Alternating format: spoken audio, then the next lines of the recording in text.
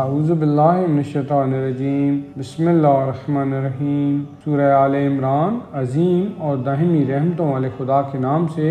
الف لام میم۔ اللہ جس کے علاوہ کوئی خدا نہیں ہے اور وہ ہمیشہ زندہ ہے اور عرش ہے اسی کے طفیل میں قائم ہے۔ اس نے آپ پر وہ برحق کتاب نازل کی ہے جو تمام کتابوں کی تصدیق کرنے والی ہے، اور توریت و انجیل بھی نازل کی ہے اس سے پہلے لوگوں کے لیے ہدایت بنا کر، اور حق و باطل میں فرق کرنے والی کتاب بھی نازل کی ہے۔ بے شک جو لوگ آیات الہی کا انکار کرتے ہیں ان کے واسطے شدید عذاب ہے، اور خدا سخت انتقام لینے والا ہے۔ خدا کے لیے آسمان و زمین کی کوئی شے مخفی نہیں ہے۔ وہ خدا جس طرح چاہتا ہے رحم مادر کے اندر تصویریں بناتا ہے، اس کے علاوہ کوئی خدا نہیں ہے۔ وہ صاحب عزت بھی ہے اور صاحب حکمت بھی۔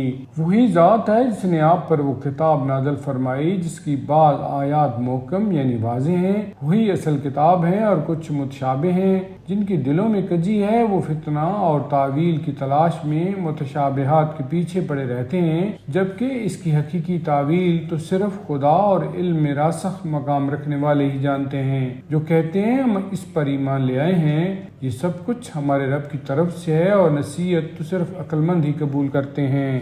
ان کا کہنا ہے کہ پروردگار جب تو نے ہمیں ہدایت دے دی ہے تو اب ہمارے دلوں میں کجی نہ پیدا ہونے پائے، اور ہمیں اپنے پاس سے رحمت عطا فرما کہ تو بہترین عطا کرنے والا ہے۔ خدایا تو تمام انسانوں کو اس دن جمع کرنے والا ہے جس میں کوئی شک نہیں ہے، اور اللہ کا وعدہ غلط نہیں ہوتا۔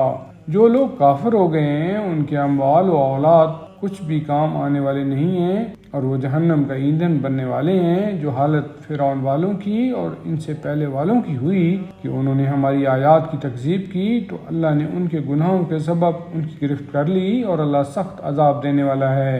پیغمبر آپ ان کافروں سے کہہ دیں کہ عنقریب تم بھی مغلوب ہو جاؤ گے اور جہنم کی طرف معشور ہوگے جو بدترین ٹھکانہ ہے۔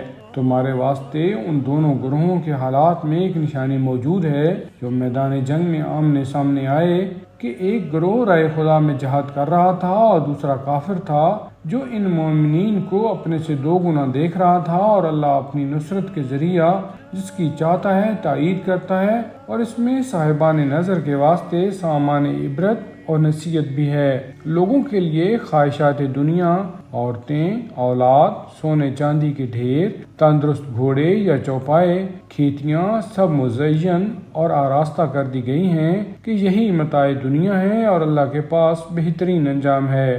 پیغمبر آپ کہہ دیں کہ کیا میں ان سب سے بہتر چیز کی خبر دوں؟ جو لوگ تقوی اختیار کرنے والے ہیں ان کے لیے پروردگار کے یہاں وہ باغات ہیں جن کے نیچے نہریں جاری ہیں، اور وہ ان میں ہمیشہ رہنے والے ہیں۔ ان کے لیے پاکیزہ بیویاں ہیں اور اللہ کی خوشنودی ہے، اور اللہ اپنے بندوں کے حالات سے خوب باخبر ہے۔ قابل تعریف ہیں وہ لوگ جو یہ کہتے ہیں کہ پروردگار ہم ایمان لے آئے، ہمارے گناہوں کو بخش دے اور ہمیں آتش جہنم سے بچا لے۔ یہ سب صبر کرنے والے، سچ بولنے والے، اطاعت کرنے والے، رائے خدا میں خرچ کرنے والے، اور ہنگام میں سحر استغفار کرنے والے ہیں۔ اللہ خود گواہ ہے کہ اس کے علاوہ کوئی خدا نہیں ہے۔ ملائکہ اور صاحبان علم گواہ ہیں کہ وہ عدل کے ساتھ قائم ہے، اس کے علاوہ کوئی خدا نہیں ہے، اور وہ صاحب عزت و حکمت ہے۔ دین اللہ کے نزدیک صرف اسلام ہے، اور اہل کتاب نے علم آنے کے بعد ہی جھگڑا شروع کیا ہے صرف آپس کی شرارتوں کی بنا پر، اور جو بھی آیات الہی کے انکار کرے گا تو خدا بہت جلد حساب کرنے والا ہے۔ اے پیغمبر اگر یہ لوگ آپ سے کٹ حجتی کریں تو کہہ دیجئے کہ میرا رخ تمام تر اللہ کی طرف ہے، اور میرے پیرو بھی ایسے ہی ہیں۔ اور پھر اہل کتاب اور جاہل مشرکین سے پوچھئے کیا تم اسلام لے آئے؟ اگر وہ اسلام لے آئے تو گویا ہدایت پا گئے، اور اگر منہ پھیر لیا تو آپ کا فرض صرف تبلیغ تھا، اور اللہ اپنے بندوں کو خوب پہچانتا ہے۔